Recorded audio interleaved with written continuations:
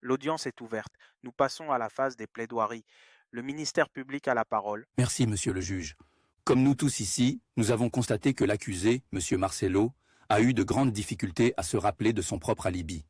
Tantôt, il affirme avoir voyagé dimanche, tantôt lundi. Tantôt, il déclare que madame Blanche est décédée d'une crise cardiaque, tantôt à la suite d'une opération mineure.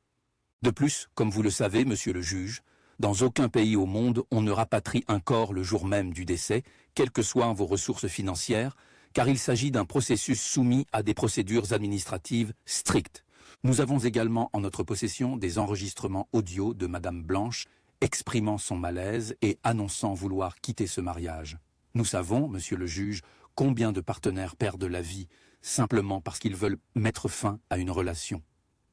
Au regard de toutes ces zones d'ombre et incohérences, le ministère public requiert 25 ans de réclusion criminelle ferme à l'encontre de l'accusé. Enfin, monsieur le juge, nous lançons un appel à tous les Africains. Soyez prudents avec ces prétendus pasteurs. Ce sont des menteurs et des individus dangereux. Ils ne sont pas des hommes de Dieu, car Dieu n'existe pas. Je vous remercie.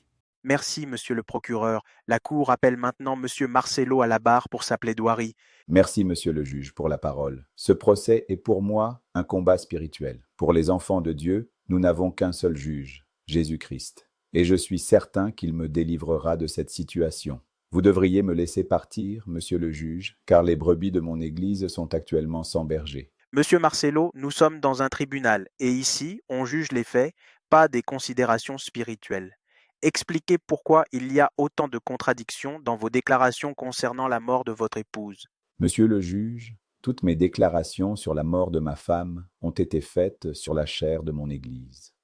Mon corps n'est qu'une enveloppe, un simple instrument que le Saint-Esprit dirige. Toutes mes déclarations sur la mort de ma femme n'ont pas été faites par Marcelo en tant qu'homme, mais par l'Esprit de Dieu qui parlait à travers moi sur la chair de l'Église.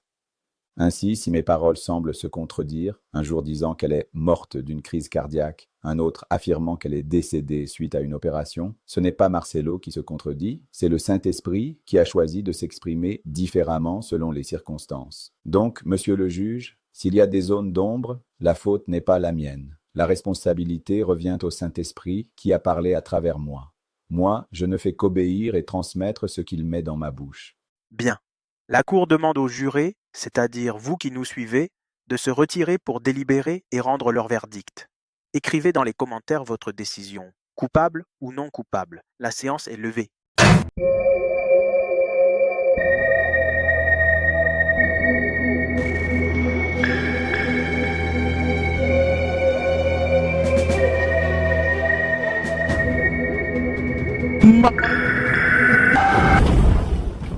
O convivaz.